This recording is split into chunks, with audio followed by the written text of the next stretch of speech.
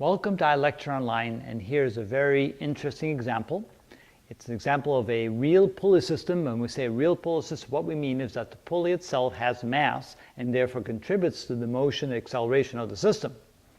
If they now give you a system like this with a pulley and they ask you what will be the acceleration of the given system, that is not as straightforward as before because of the pulley. Now assume that the pulley has it's like a solid disc, so we know that the moment of inertia of the pulley I is equal to 1/2 mass of the pulley times the radius squared, so it has moment of inertia. How will we then solve a problem like that? And the way to go about it is to concentrate on the pulley itself.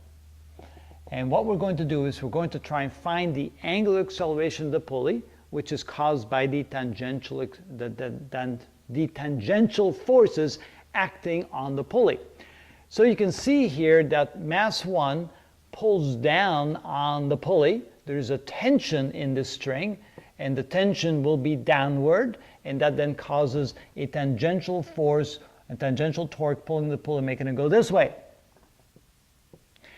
Mass 2 causes a tension in this direction on the other side.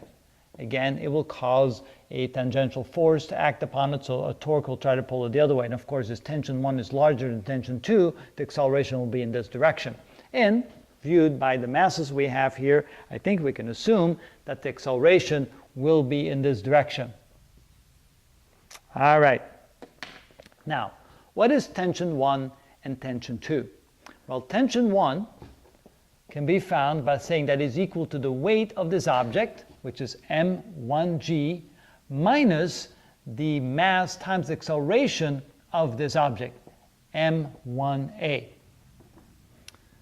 It will be less than the weight of this object by the amount m1a, so it will be equal to the weight of the object minus the force required to accelerate the object downward, which is ma, according to Newton's laws. We can then say that T2 is equal to m2g. It's equal to the weight of the mass m2 plus the force required to accelerate it upward against gravity, so plus m2a. So now that we have the two tensions in the string, now those are the only two forces causing the wheel to accelerate. Now we can use the rotational equivalent of Newton's second law. We can take F equals ma and write the rotational equivalent. Torque is equal to I times alpha. And that would be the I, the moment of inertia of the pulley. That would be the angular acceleration, which can be related to the linear acceleration by the equation A tangential is equal to R times angular acceleration. So that we could say that the angular acceleration is equal to the tangential acceleration divided by R. And this, of course, is what we're looking for. If we're looking for the acceleration of the system, we're actually looking for the tangential acceleration. That's the same as this. So that's how it's related to the angular acceleration. So what we're going to do first is to find the angular acceleration with this equation and then convert to the tangential acceleration. So what is the torque on the system? Well, we have the larger tension, T1, pulling this way, the smaller tension, T2, pulling the other way. So assuming that direction of the acceleration, we can say that's equal to the torque caused by mass 1 minus the torque caused by mass 2 equals the moment of inertia times the angular acceleration. The torque is force times perpendicular distance. That would be the tension. That would be T1 times the perpendicular distance from the line of action of the force to the point of rotation, which is this distance right here, which is the radius of the pulley. And here the same thing. This is the radius of the pulley, R, and so this would be the line of action of the force times the perpendicular distance. So this would be minus T2 times R equals the moment of inertia, which is 1/2 times the mass of the pulley times the radius squared times the angular acceleration alpha.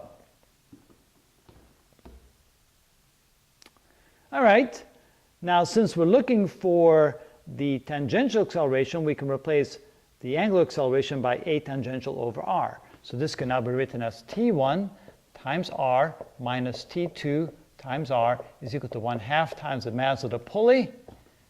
I should have said mass of the pulley right here. All right. Times R squared times alpha, and alpha can be written as A over R. Of course, then this R cancels out that R. And finally, we can now plug in what T1 and T2 are equal to, which is right over here and right over there. So we say M1 g minus m1a times the radius minus T2, which is m2g plus m2a times the radius is equal to 1/2 times the mass of the pulley times the radius times a. Now notice that the radius appears in every one of the terms. The radius appears here, here, and there, so we can get rid of the radius in all three terms. So now we're left with just the masses and the acceleration. Now what we need to do is move all the terms that have acceleration on one side and all the terms that have no acceleration in it to the other side. So let's get rid of all the parentheses. So we have m1g minus m1a minus m2g minus m2a equals 1/2 the mass of the pulley times a. So now moving all the terms with the a to the left side, everything else to the right side, and just to indicate where all the terms are, there's one over here, there's one over here, and there's one over here. So let's move all those terms over to the left. So that leaves us with minus m1a minus m2a and minus 1/2 the mass of the pulley times a equals, moving everything else to the other side, we have a minus m1g. Remember, when we cross the equal sign, the sign changes, and this becomes plus m2g. And then notice all these negative signs on the left side. I'm going to multiply both sides of the equation by -1. So this becomes m1a plus m2a plus 1/2 mpa equals a positive m1g minus m2g. And then I can factor out an a on the left side. I can factor out a g on the right side. So this becomes a times m1 plus m2 plus 1/2 the mass of the pulley equals m1 minus m2 times g. And then finally, I can solve for a by dividing both sides by the coefficient of a. Let me put that over here. And so now we can say that a is equal to, over here on the right side, we have m1 minus m2 times g divided by this whole thing over here.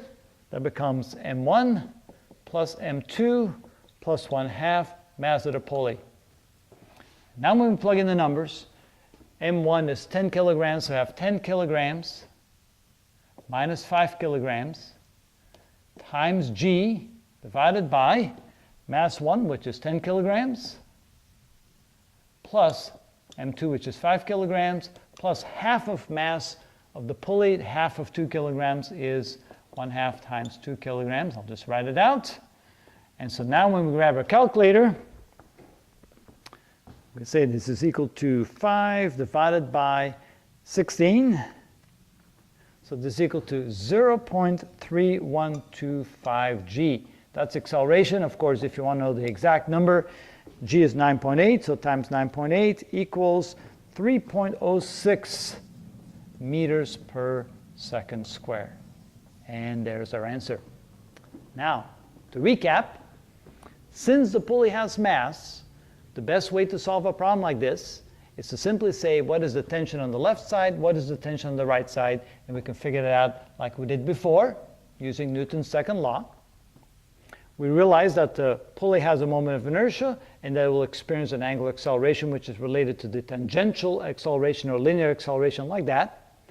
We then start with the rotational equivalent of Newton's second law. Instead of F equals ma, F becomes torque, the mass becomes a moment of inertia, the linear acceleration becomes angular acceleration. Then the torque is simply equal to the torque experienced by on one side minus the torque experienced on the other side. So T1 minus T2, or torque 1 minus torque 2 equals I times alpha. The torque is simply equal to the force times the perpendicular distance. That would be the tension times r minus the tension times r equals the moment of inertia times the angular acceleration. And then when we plug in what these are equal to, tension 1 is equal to this, tension 2 is equal to this. We plug that in here, we isolate A, and we solve for the acceleration that way. And that's how you solve a problem like this, where a pulley actually has mass. It's a little bit more difficult, but the key is by using this equation right there. Hey, give that a try.